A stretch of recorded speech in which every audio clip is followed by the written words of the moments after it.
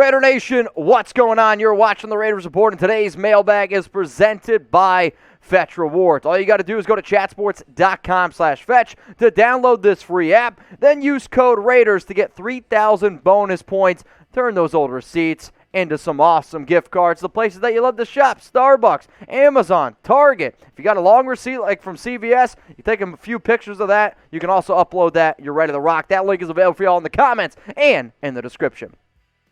Let's go to my dude, Anthony Morales. What's up, brother?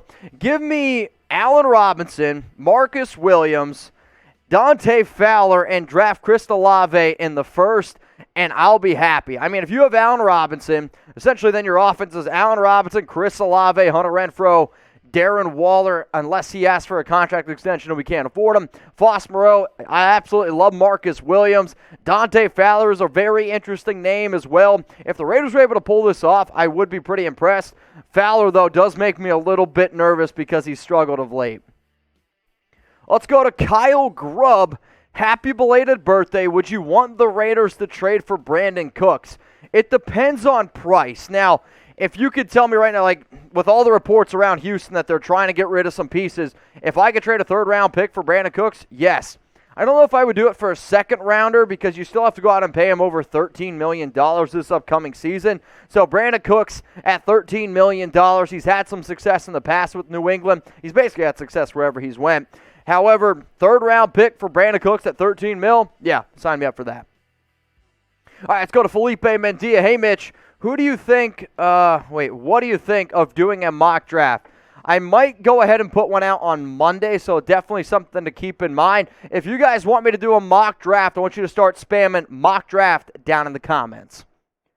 What up, Blk Sheep 46? Been hearing some might skip combine workouts for school pro days because of schedule changes. Mitch, your thoughts? All I heard was the whole thing around the bubble. I know there's a lot of drama going on with that whole thing. If a guy wants to skip out on a few combine workouts, that's okay with me. I personally am not the biggest fan of pro school day or school pro days because those kids just, they bump up their 40 times. You know, you got a guy who's running like a 4.5. All of a sudden he runs a 4.4. I personally like the combine stuff a little bit more. However, I also think at the end of the day, it gets overblown because these are workouts. I want a guy that can play football, and I'll watch the tape, and then I'll add the combine stuff on top of it. But if somebody doesn't want to do it, you know, hey, I'm not going to totally judge them. So here's my question. We had a question earlier on there today around Brandin Cooks. Would you want the Raiders to trade for Brandin Cooks? I'm going to say right now, over $13 million you would owe him, and then on top of that, you got to give up a third-round pick. Third-round pick, paying Brandin Cooks $13 million. Type T for trade or P for pass. Super chat time coming in from Mondo 760. All right, numbers, not my strong suit. What if the Raiders get Gilmore and Jackson? Could a low-end wide receiver or draft Patriots? Always had a strong defense, which we need with all of our free agents. So essentially you're saying Stephon Gilmore and J.C. Jackson. I don't know if they're going to have the amount of money to be able to do that because Jackson, to me, he's getting $20 million a year. Gilmore, I would say he gets about $16 million a year. It's a lot of money to invest at the cornerback position, so I'll say no to that. And if you can get a low-end wide receiver, the best bang for your buck guy out right now is DJ Chark. Let's go to Latoya 67. Mitch, should the Raiders draft, I can never pronounce it, Zappe in the 6th round? I get the idea here, okay? His kid threw for all sorts of yards, all sorts of touchdowns, kid from Western Kentucky. The issue is he has no arm strength. And watch the tape on him. He had easy competition. He was accurate. But his arm strength will not make it in the National Football League. For that reason, I'm probably not going to take somebody in the 6th round. I'm going to pass on that. So if you guys want to judge me, you can. But sorry, no. Let's go to Philip Rodriguez. Mitch, do you think the Raiders will blow this year's first-round pick like previous years? By the way, FAB and FTB. I sure hope not, right? I mean, I'm starting to get to that point where I'm almost 30 years old, and I feel like if another blown first-rounder is going to give me a heart attack. I mean, Mike Mayock and John Gruden, they deserve a lot of blame. I mean, if Gruden is making those picks, it was bad. Mike Mayock also said, though, they did a lot of research on Damon Arnett, and I'm pretty sure a blind monkey could have told you that Damon Arnett was not going to be worth a first-round pick, or maybe just I was here on the Raiders Report. However, I do like the fact that the Raiders were able to bring back He-Rock, who was really solid with them from 2012 to 2018. I'm just going to say no because I can't deal with it, Philip.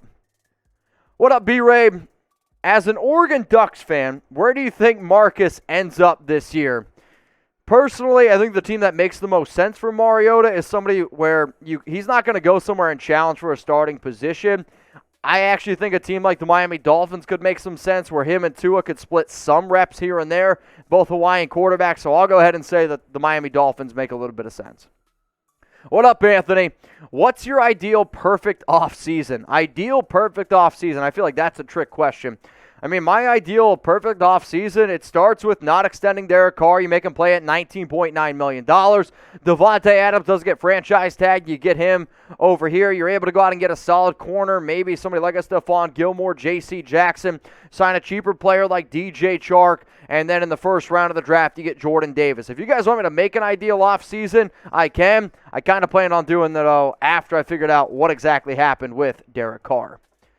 Now, today's show sponsor is the Fetch Rewards app, and you guys can get 3,000 bonus points by going to chatsports.com/fetch. And I don't know about y'all, but I try to be a little bit more environmental savvy. So let's say if somebody asks you, hey, do you want a receipt? You're like, no, I'll take the email version. That's me. What I'm going to show you here is how easy it is to set up your email or your Amazon account on the Fetch Rewards app. So my best Vanna White impression. All you got to do, click that little blue box after clicking the picture icon, and then it's going to load for you. You can then input your email. You can then input your Amazon account. So imagine a world where you buy something, and then your email syncs right away, and then you get points. As you see right here, they just start popping up on your Fetch Rewards app. Why? Because it syncs the email, it syncs the Amazon account, so then you don't have to go ahead and scan. You can turn those receipts into free gift cards. Mitch, how do you do it? I got you. It's chatsports.com/fetch. That link, comments, and in the description of this video. Just make sure that you use promo code Raiders. That way they know I sent you, and you get 3,000 bonus points. What is 3,000 bonus points? It equates to $3 in extra gift cards. Keep racking them up, man, because I don't know about y'all. When I go to Starbucks and I get a free coffee thanks to Fetch, I feel pretty good about it. Let's go to Joseph Stevens. Appreciate the super chat, my dude. What's up, Mitch? Come to Vegas next month. I wish I could. Where is a good spot to have a good time with my wife? I was going to say your hotel room, but Red Tail's a really fun place. Barcode Burger is my favorite spot to get a burger. Tom's Urban has really good food. I enjoyed having Hard Rock. Sam just whispered in my ear, Planet 13. It's an interesting experience there. But if I could come to Vegas, man, I would absolutely love to. But just, you'll have a good time. I promise you'll have a good time. Just make sure you Uber. That's all I got to say. Let's go to E-Maney. How different is our offense and defense going to look? It's going to look a lot different. The Raiders have 26 free agents, and a lot of those guys I do not see coming back. When you have this much coaching change, that's why the team is going to look a lot different. And whether, you move on from your 5 defensive tackles, Casey Hayward's not going to be coming back. Your offensive receivers are going to look a lot different.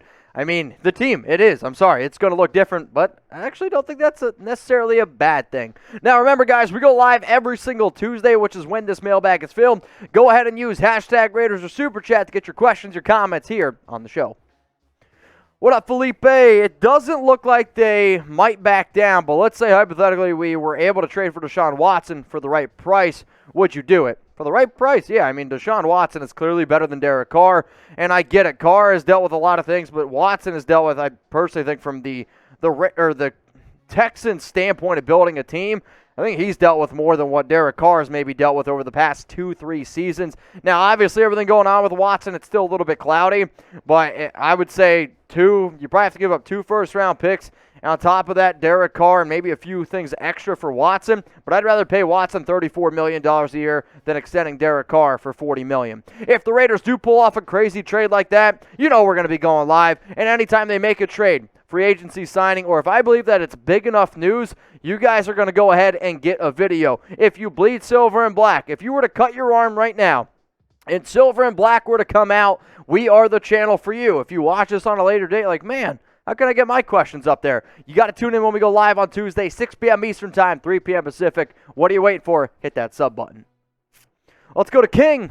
Trade or cut Littleton and Kwiatkoski to save cap. I mean, obviously, if you can trade them, you go ahead and trade them. The issue is nobody's going to trade for Littleton with his contract. Nobody's going to trade for Kwiatkoski with his contract. If you cut Kwiatkoski, after June 1st, I believe you save $7 million. You have to eat $1 million, so that's probably what the Raiders are going to end up doing. And it's the same for Littleton. If you cut Littleton before June 1st, you got to eat $14 million. You're not going to do that. Now, if you cut Littleton after June 1st, you only have to eat, I believe, $4 million this year, but because the Raiders pushed his contract so many years in the past, he's already had his contract restructured twice. The Raiders will also have to eat, it's like $10 million in 2023. So no matter what, you're going to eat some dead money, but if you're going to cut him, it's going to be after June 1st. What up, Jorge Castillo? Should the Raiders sign Ted Karras? I actually made a video, was it last week, about 3 players to trade for, 6 guys to sign that played on the New England Patriots, and I went ahead and said that I actually think that Ted Karras is the most likely Patriot that is a free agent this season that could end up signing with the Raiders. He's a left guard. He's a better option than John Simpson. Would give you a little bit more stability, can pass block, can run block. I would not be shocked whatsoever if the Raiders went out and got Ted Karras. Let's go to Dylan. Godwin and a second-round wide receiver. Who would it be? Cheers, Mitch. See, if you go out and get Chris Godwin in the NFL free agency, then I don't know if wide receiver is still that much bigger of a need because the Raiders are going to run a lot of 2 tight end sets. So you're going to have Foster, you're going to have Waller, you're going to have Chris Godwin, then you're going to have Hunter Renfrow. I wouldn't be shocked if they bring back Zay Jones. You still have Bryan Edwards. So actually, I don't know if you then go out and get a guy in the second round. I have yet to do a deep dive on a lot of the second and third year wide receivers, though. His name is escaping me, but the kid from Cincinnati, he's a good receiver. And then Alec Pierce, and then the kid from Virginia Tech. I really, really like the kid from Virginia Tech, though. He's not a second rounder, maybe not even a third rounder, but man, I can't think of his name, but I like him a lot. Let's go to Weston Treon.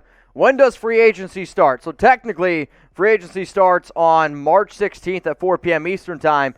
But there's 48 hours before that, which is known as like the tampering period, which is when a lot of deals actually start going down. So put in your calendar March 14th at 4 p.m. Eastern Time, because when that happens, we're going to be ramping up a lot of content. So speaking of this, all right, shout out to Sam. How excited for free agency are you? Scale it from 1 to 10. 1 being, dude, I don't care about free agency at all.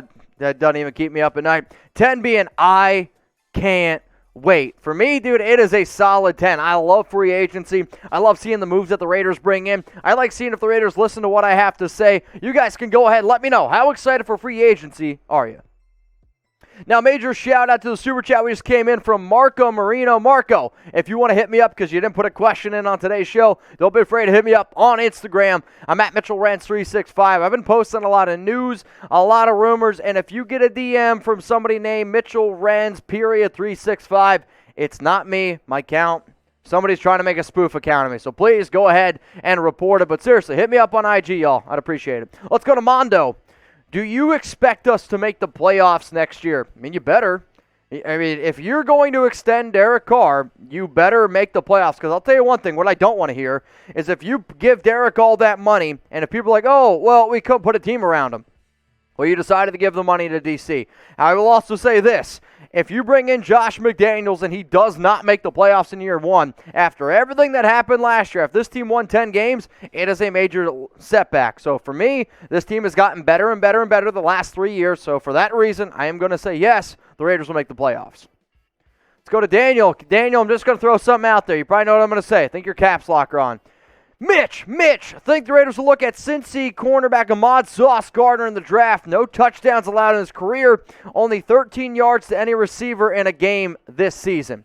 So Sauce is my second-rated corner, though I do think Derek Stingley Jr. has a higher bust rate, but he has a higher upside. I love Sauce Gardner. The issue is I don't see him being available at 22. If he is available at 22, my top 2 favorite prospects actually in this year's draft in terms of like where they could fall and overall ability, love Sauce Gardner and I love Jordan Davis. So if you guys haven't seen this kid play that, he's long, he's lanky, he's athletic. Both of those cornerbacks for Cincinnati gave Alabama a lot of trouble in not the national title game, in the college football playoffs. But dude, I love Sauce Gardner. Let's go to Philippe Mendia. Do you feel Clelin will fit in Graham's defense? I mean, I don't really know if he's going to fit. I mean, personally, if you could tell me right now, could we trade Clelin Ferrell? I'd have my fingers crossed. Nobody's really going to trade for him since he's going to make $10 million, but we're going to run a 3-4. Hopefully it can free up a few extra things. I think it depends on the DT, because now the one thing that's going to hurt Cle is he's not going to play as much defensive tackle. He's going to have to really thrive on the outside. I don't know if you try him as a stand-up outside linebacker. I mean, we just have to face the fact Clelin Ferrell will never, ever be worth the number 4 overall pick. Let's go to Terrell B. It's one of my OGs. Who will be our backup quarterback? It's a good question. I've actually broken this down before on a show. I would say, since Mariota is a free agent, the top guys out there that I could see the Raiders at least being interested in, I threw out the name Mitch Trubisky, though I could actually see Mitch going to the New York Giants. Jacoby Brissett's a name to keep in mind with his connections with New England. Brian Hoyer knows the offense. Ryan Fitzpatrick, I don't know if that one ends up happening. Man, I did a video about this, about some Mariota replacements, and I can't remember all the free agent quarterbacks. I'm not going to say Jameis Winston. Teddy Bridgewater might be a name, but I'll say Bridgewater, Brissett, and Hoyer. Those are the names to keep in mind.